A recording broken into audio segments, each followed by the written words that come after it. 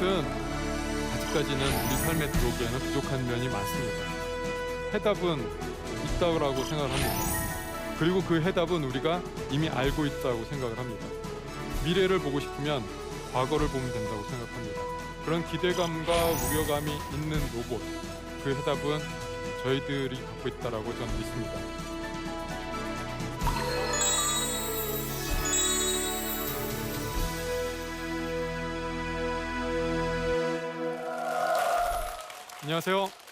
안녕하세요. 로봇공학자 한재권입니다. 로봇 좋아하세요? 네. 오늘은 로봇에 대한 얘기를 좀 할까 합니다. 로봇을 처음에 대하면 다들 기대감이 앞서세요. 저런 애가 내 곁에 있으면 내 생활이 얼마나 편해질까? 보여주시죠. 자동차 운전을 합니다. 잘하죠. 장애물이 있으면 피해가고요. 이전까지는 이런 기술을 개발하지 않았었어요. 자동차에서 내리는 것도 굉장히 힘들거든요. 자동차에서도 자연스럽게 내려가고 문을 찾아서 열고 들어갑니다. 똑똑똑똑똑똑. 문이 좀 좁아서 옆으로 들어가는. 그리고 밸브를 돌려서 잠그고요. 벽이 있으면 벽을 주변에 있는 도구인 드릴을 잡아서 뚫는 거예요. 퉁. 잘하죠. 그리고 전원 플러그가 있으면 그것을 바로 꽂고요. 다른 데다가 제대로 된 데다 꽂고요. 그리고 험지가 있으면 극복해서 넘어갑니다. 로봇 기술이 3년 동안에 엄청난 진보를 이루었어요. 그리고 계단도 올라가죠. 그리고 참 영광스럽게도 저희 팀은 아니었지만 우리나라의 자랑스러운 팀 카이스트가 이 세계적인 대회에서 1등을 했습니다. 정말 로봇계에서는 센세이션한 그리고 정말 기념비적인 사건이었습니다. 아무도 한국이 1등할 거라고는 예상을 못했던 것 같아요. 아주 자랑스러운 장면입니다. 그런데요, 지금 제가 보여드린 거는 제가 잘한 것만 편집해드린 거예요. 실제 로봇을 한번 보여드릴게요. 실제 로봇은 이렇습니다. 사실 로봇이 아직까지는 많이 부족해요. 이런 현장에서 적용해 본 것은 처음이거든요. 여태까지 실험실에서만 있다가 이제 실험실 밖으로 벗어난 겁니다. 그러니까 예상치 못한 상황들이 막 벌어지는 거죠. 넘어지고 세계 최고의 로봇이라고 하는 로봇들이 속수무책으로 넘어지고 말았습니다. 굉장히 크게 넘어졌어요. 그리고 저희 이걸 보면은 로봇 하시는 분들은 막 마음이 아파요. 남의 팀인데도 불구하고 그 노력과 정성이 허물어지는 게 보이거든요. 이건 저희 로봇이었어요. 이름은 똘망인데 넘어졌습니다. 이건 좀 허무하죠. 인식을 잘못해갖고 옆에 있는 밸브를 허공에다 대고 돌렸어요. 아마 이게 더 허무할걸요. 순식간에. 아유, 이거는 MIT에서 만든 로봇인데요. 아무튼 저 서클 안에 들어와서 점수는 획득을 했습니다. 그렇습니다. 로봇은 아직까지는 우리 삶에 들어오기에는 부족한 면이 많습니다. 지금 보시는 바와 같이 실제 상황에서는 많이 넘어져요. 하지만 중요한 거는 우리가 이제 넘어지는 게 왜 넘어지는지를 알았고, 그리고 로봇이 밖으로 나오기 시작한 지점이라는 겁니다. 2015년은 그렇게 로봇이 실험실에서 우리 일상생활로 밖으로 넘어오는 한 해로 기억될 겁니다. 지금 이 장면은 아이로봇이라는 영화에서 캡처한 장면입니다. 청소도 하고 애완견도 돌보고 그리고 우편 배달도 합니다. 이걸 보면은 야 좋다라는 느낌이 드실 수 있어요. 하지만 어떤 분들은 이 그림을 보면 무서울 수 있습니다. 어떤 분이 무서울까요? 택배 일을 하시는 분, 청소를 하시는 분, 각종 서비스업에 종사하시는 분들은 저 로봇이 나의 직업을 뺏어가는구나 라고 생각하실 수 있을 겁니다. 그거는 어떻게 할까요? 무책임하게 로봇을 개발하면 끝이라고 생각하는 것은 과학자로서, 공학자로서 해서는 안 될 생각이라고 생각합니다. 앞으로 사회가 어떻게 변할지, 내 기술에 의해서, 내가 개발한 기술에 의해서 사회가 어떻게 변할지를 생각을 하고 그것에 대한 대비책도 같이 제시해 줄 수 있는 사람이 되어야 한다고 생각을 합니다. 저는 해답은 있다고 생각을 합니다. 그리고 그 해답은 우리가 이미 알고 있다고 생각을 합니다. 미래를 보고 싶으면 과거를 보면 된다고 생각합니다. 과거로 한번 가볼게요. 옛날에 1900년대 시대, 1800년대는 우리 다 농업이 주된 산업이었습니다. 다 농사짓고 살았어요. 그때 지금 어떤가요? 지금은 농업에 종사하시는 분 별로 없죠. 직업을 다 잃어버리셨어요. 이렇게 말할 수도 있잖아요. 단지 근데 사람들은 직업을 이동했을 뿐입니다. 산업이 발달하면 그 기술로 인해서 사람들의 직업은 변해갔습니다. 그러면 이렇게 결국에는 로봇이 우리 생활을 다 바꾸고 우리 직업을 다 바꾼다라고 했을 때 우리는 그러면 어떤 일을 해야 될까요? 우리의 자라나는 꿈나무들은 어떤 공부를 하고 어떤 교육을 받아야 할까요? 10년 뒤, 20년 뒤 로봇과 같이 하는 세상이 오면 우리 아이들은 어떤 삶을 살아야 될까요? 그런 것을 미리 예측하고 우리 아이들에게 그런 기본 소양을 가르쳐 줘야 한다고 생각을 합니다. 로봇의 반대말은 뭐죠? 네, 사람입니다. 인간성. 로봇 기술이 발전하고 로봇과 같이 사는 세상이 되면 우리는 편안함을 느끼겠지만 그 로봇으로 인해 인간성에 대한 결핍을 느낄 것입니다. 그래서 우리 아이들이 인간성이 풍부한 소양을 갖추고 있고 그리고 좀 더 마음이 따뜻하고 사랑이 넘치는 사람이라면 그 사람이 좀 더 각광을 받고 좀 더 대우를 받는 그런 사람이 될 거라고 저는 확신합니다.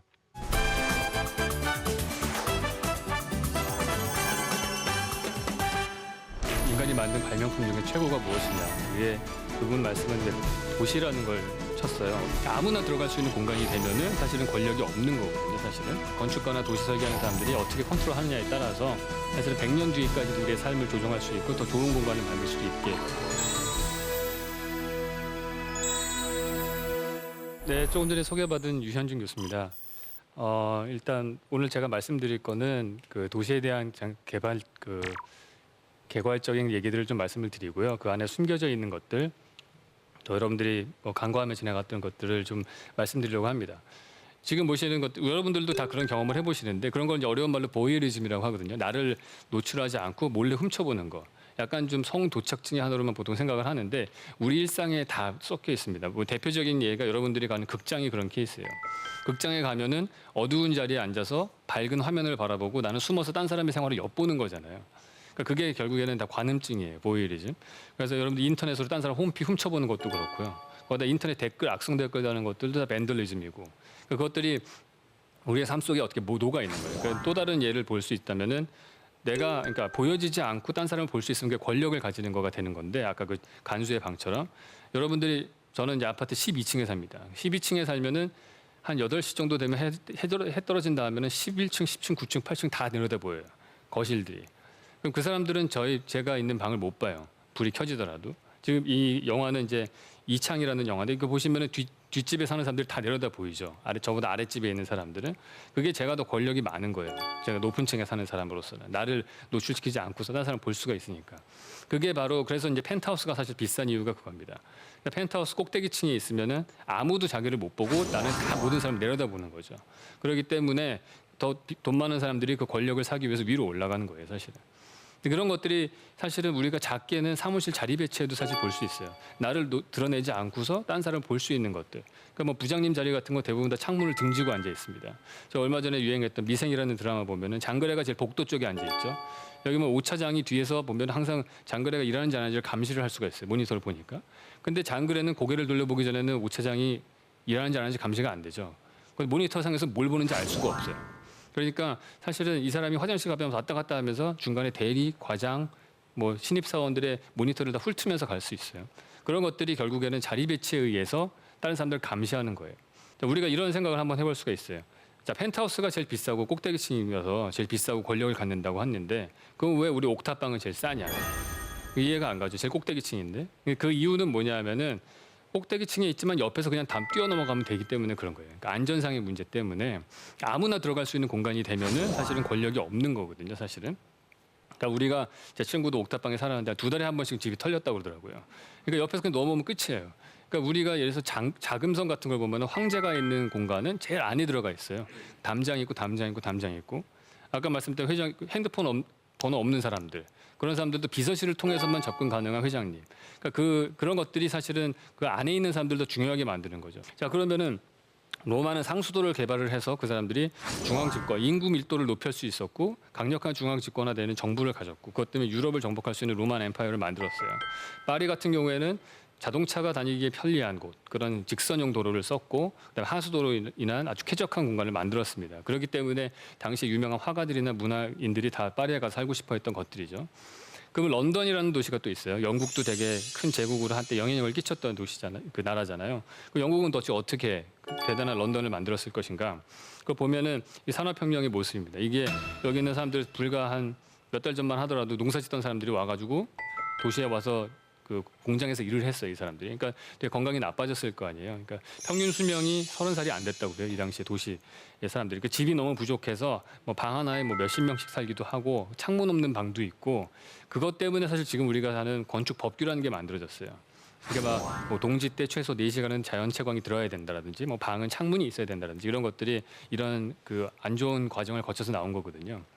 그러니까 이 사람들이 이렇게 자연 속에 살던 사람들이 도시에 와서 살면서 병들고 하니까 이제 런던에서 최초로 만든 거는 도시명 공원을 만들었습니다. 그래서 그 하이드 파크라고 여러분들 다 아시죠? 그건 지금 어느 도시에 가든지 다 웬만한 중앙공원은 하나씩 있어요. 저희도 뭐 분당에 가면 분당 중앙공원이 있고 일산에 가도 호수공원이 있고 지금은 너무 당연하게 생각을 하는데 그거를 처음 만든 거예요. 물론 이제 이 당시에는 그 실제로 노동자들은 갈 시간이 없어가지고 이제 귀부인들만 가서 산책을 했다고 하는데 어쨌든 이런 새로운 시스템을 만든 거죠, 도시에. 그러면 그 다음번 도시는 누가 있을까요? 뉴욕을 들 수가 있을 것 같아요. 우리가 20세기 대표하는 도시. 그럼 뉴욕은 로마, 런던, 파리의 모든 장점들은 다 가지고 플러스 알파가 있어야지만이 또 다른 경쟁력을 가지는 도시가 될 수 있었을 거 아니에요. 그게 뭐냐 하면은 로마의 상수도, 그다음에 이제 런던이 가지고 있던 공원, 센트럴 파크 있죠. 그다음에 하수도 도로망 다 직선의 격자형 도로망 그 뉴욕이 갖고 있죠. 그다음에 하수도 당연히 갖고 있고요. 근데 거기다가 플러스 전화기라는 이런 문명 기기를 넣어서 그걸 넣었기 때문에 더 훨씬 더 사람들 간의 소통이 자유로운 그런 도시가 된 거죠. 그렇기 때문에 사실은 뉴욕이 증권회사가 집중된 월스트리트 같은 게 생길 수 있었던 이유도 전 세계에 효율적으로 움직일 수 있고 도시가 말씀드린 대로 인구 밀도가 높고 사람이 많이 있을수록 시너지 효과가 나서 좋은데 전 세계 어느 도시보다도 공유화된 도시를 만들 수 있었기 때문에 뉴욕이 사실은 되게 좋은 도시가 된 거죠. 그런 면에서 봤을 때 효율적으로. 근데 이제 마지막 결론 말씀드리면 이제 이 도시들이 쭉 보셨던 것도 로마부터 시작해가지고 뉴욕까지 계속 진화를 해왔어요. 그 선대에 있었던 장점들을 조금씩 플러스 알파 해서 점점 더 좋은 도시를 만들어져 왔는데 그것들을 보면은 약간 생명체의 진화하고 좀 비슷합니다. 그러니까 도시라는 건 인간의 발명품이기도 하지만은 큰 그림에서 보면 어떻게 보면은 약간 자연 발생적으로 만들어지는 거라고 볼 수도 있을 것 같아요.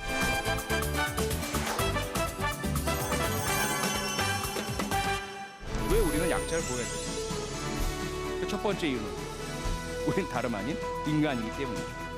약자를 지키고 보호하고 부당한 침해와 괴롭힘을 거부하고 중단시키려는 소수자를 얼마나 보호하느냐.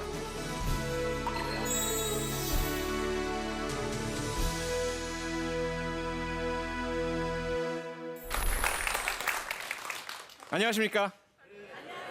네, 반갑습니다.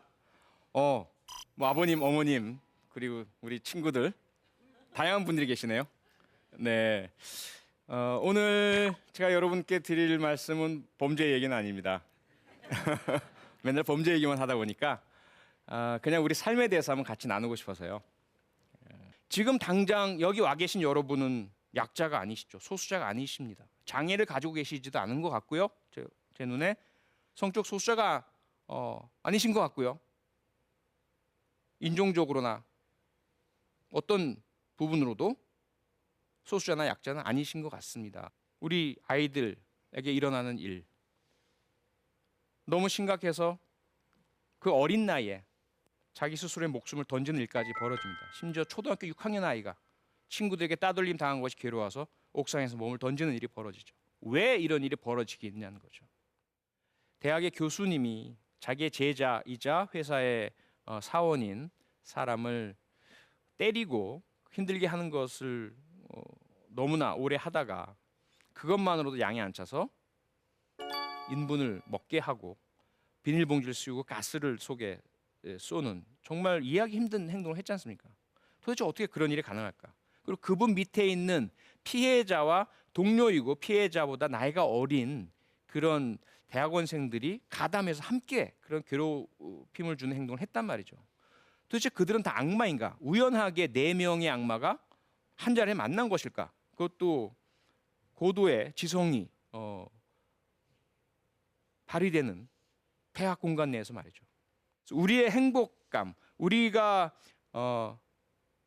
불안하고 불행하다라고 느끼는 그 원천에 숨어 있는 불안감, 그 이면에는 바로 약자에 대한 사회적인 태도가 있고 약자를 지키고 보호하고 부당한 침해와 괴롭힘을 거부하고 중단시키려는 소수자를 얼마나 보호하느냐, 그 문제가 숨어 있다라고 저는 생각을 합니다.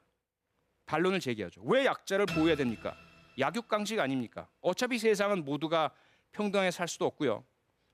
강하다는 것은 결국 본인이 노력한 결과 아니겠어요? 약하다는 것은 게으름 탓 아닌가요? 약한 만큼, 노력하지 않은 만큼 또는 불행하게 약하게 태어났다면 그건 어쩔 수 없는 것이고 그들 때문에 우리 모두가 천천히 늦춰지고 더 잘 살지 못하게 되는 거, 이건 안 좋은 건 아닌가요? 이런 논리들이 계속 확산되고 있습니다. 한번 생각해 보죠. 왜 우리는 약자를 보호해야 될까? 그 첫 번째 이유는 우리는 다름 아닌 인간이기 때문이죠. 우리가 호랑이라면, 우리가 사자라면, 우리가 하이에나라면, 우리가 개미라면 우리는 약자를 보호할 필요가 없습니다. 약자는 배제시키면 돼요. 잡아먹으면 됩니다. 하지만 인간은 언제 어떻게 왜인지는 모르겠지만 종교 유무에 따라 다른 해석이 있으시겠지만 어쨌든 인간은 그런 약육강식에 힘이 지배하는 그러한 방식을 벗어 던졌습니다. 문명이라는 것, 규칙이라는 것, 법이라는 것, 질서라는 것, 이런 것을 찾아서 사회를 만들어냈죠. 그러면서 아무리 힘이 약해도 강한 사람이 그를 함부로 하지 못하게 만들었습니다. 그 결과가 무엇인가요? 그 결과가 동물의 세계에서는 배척당할 신체적인 약자이지만 스티븐 호킹 박사 같은 천재, 그렇죠? 과학자가 만들어지는 것 아니겠습니까? 스티브 잡스 같은 천재는 또 어떤가요? 그가 동물의 세계에서의 강자 같은 역할인가요? 아니지 않습니까? 인간이기 때문에 우리는 약자를 보호하는 것 그 자체가 인간다움, 인간성, 휴머니티의 근본을 이루고 있는 거죠. 다른 이유 찾을 필요가 없습니다. 일단 우리는 인간이기 때문에 당연히 약자를 보호해야 하는 것입니다. 두 번째 이유는 이기적인 이유이죠. 앞서도 우리가 살펴봤지만 우리도 언젠간 약자가 될 수 있으니까. 다수와 소수의 문제 상대적인 거 아닌가요? 지금 여기 우리는 한민족, 한국 사람으로서 다수이지만 여러분이 만약에 지금 비행기를 타고 한 3시간, 4시간만 날아가 보십시오. 그 떨어진 그 땅에서 여러분은 소수자일 수밖에 없죠. 말도 안 통하죠. 그때 우리는 뭐라고 얘기하겠습니까? 말 안 통하는 외국인 소수자를 보호해 주시오라고 얘기하지 않겠습니까? 그리고 너무나 상대적인 거 아닙니까? 그래서 약자를 보호하지 않는 사회라면 내가 언젠가는 괴롭힘을 당하고 배제당할 수밖에 없기 때문에 우리는 약자를 보호해야 됩니다.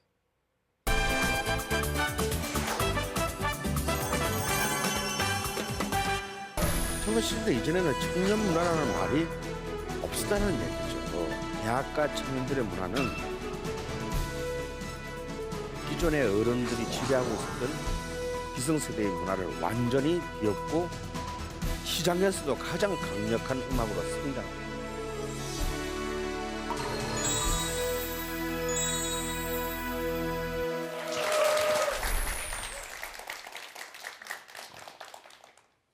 안녕하십니까, 강은입니다. 오늘 여러분과 나눌 얘기는요, 청년 문화에 관한 얘기입니다. 청년 문화라는 말 들어보신 적 있으세요? 들어보신 분이 있다고 꺾이시는 분들은 이제 연세가 좀 되신 분이고, 무슨 말이지 하신 분은 굉장히 젊으신 분들이에요. 왜? 젊으신 분들에게는 청년 문화라는 말 날 쓸 수밖에 없는 게 지금 다 청년들의 문화잖아요. 따로 이렇게 청년 문화라고 굳이 말할 필요가 없었겠죠. 그러면 한국에서는 청년 문화가 어떻게 문화 그 어른들이 지배하는 문화적 지형들을 바꾸었나? 먼저 이제 새로운 개념이 이 청년들에 의해서 등장합니다. 싱어송라이터라는 개념이 등장합니다. 이 싱어송라이터라는 말은 뭐냐면 싱어, 가수이면서 송라이터, 작곡가인. 그러니까 자기가 작곡을 해서 자기가 노래를 부르는 가수를 말합니다. 그거 뭐 당연한 거 아닌가 싶으시겠지만 그렇지 않아요. 그전에는 작사자, 작곡자가 다 따로 있고 가수는 노래만 부르는 사람이었습니다. 그런데 이제는 가수라는 게 노래만 잘 가창력이 좋은 사람들을 의미하는 것이 아니라 나는 내가 비록 좀 어설프더라도 내가 느끼는 것, 내가 표현하고 싶어하는 것을 난 내 마음대로 부르겠다. 왜 남이 만들어준 걸 갖다가 내가 그냥 앵무새처럼 노래만 불러야 되는가 라는 생각을 가진 아마추어 대학생들이 각 대학에서 등장하기 시작했습니다. 이들은 처음에는 그저 자기가 좋아했던 외국의, 미국의, 유럽의 음악들을 한국말로 바꾸어서 부르는 것으로 좋겠습니다. 가령 트윈 폴리오 아시죠? 이 세시봉으로 다시 이제 조명받고 있는 송창식, 윤영조가 처음 69년에 판을 낼 때만 해도 이 앨범의 모든 곡은 전부 번안곡이었습니다.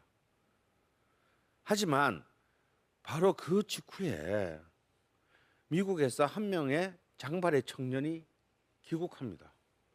이 청년이 귀국해서 이 남산 이 드라마 센터라는 공연장에서 공연을 가져야 되는데 모든 노래를 처음 듣도 보도 못한 노래를 부르는 거예요. 왜? 전부 자기가 만든 곡이니까 아무도 그전에는 들을 수가 없었죠. 그 청년의 이름은 한대수입니다. 근데 이 한대수라는 이 청년도 따지고 보면 직업은 사진 기자였습니다. 이러한 어떤 비록 음악이 자신의 직업이 아닌 바로 이 아마추어들에 의해서 각 대학에서는 자기의 노래를 부르고 만드는 사람들이 늘어나기 시작했는데 이렇게 해서 1971년이 되면 바로 이 청년문화 세대를 우리가 지금 요즘 7080 세대라고 말하는 이 세대들의 노래가 만들어져요. 당시 서울대 미대를 다녔던 김민기가 작사 작곡을 하고 당시 서강대 새내기였던 양희은이 부른 아침 이슬이라는 노래가 발표됩니다. 사실 우리가 생각했을 때 무슨 아침 이슬이면 대학가에 했던 그런 시위용 음악으로 이렇게 만들어진 게 아닌가 생각하지만요. 이 노래는 그냥 대중음악으로 만들어진 거예요. 판으로도 나왔습니다. 근데 별로 팔리지도 않았어요.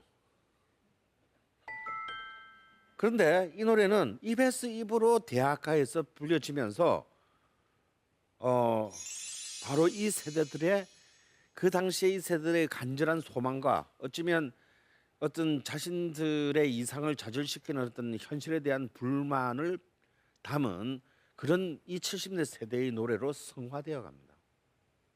하지만 우리 모두가 알고 있듯이 이 청년 문화는 바로 그 이듬해에 당시 유신 정권의 집중적인 탄압과 공격을 받으면서 무너집니다. 왜? 어른들의 입장에서 볼 때는 아무것도 모르는 이 젊은이들의 문화적인 공격이 굉장히 큰 정치적 사회적 위협으로 느껴졌던 겁니다. 저는 이 청년들의 문화가 비록 거칠고 또 통념에서 또 잠시 벗어나기도 하고 하지만 이 살아있는 젊음의 싱싱함이 있는 문화가 있을 때 그 사회의 문화는 굉장히 건강하다고 생각하는 사람입니다. 근데 지금 상황은 어떻습니까? 우리의 대학은 너무 힘들어요. 청년들이 자기들만의 문화를 가지기를 포기한 지 오래됐습니다. 지금 우리의 젊은 대학생들의 문화는 그냥 기존 이 문화 산업에 만들어내는 이런 화려한 스타들의 거품 속으로 빠져들어갑니다. 저는 21세기에 다시 새로운 한국의 청년 문화가 다시 만들어질 때 또 새롭게 탄생할 때 우리의 음악 문화가 훨씬 더 풍요롭고 건강한 문화가 될 거라는 생각을 가지고 있는 사람이고요. 하루빨리 좀 그런 시대가 다시 시작되었으면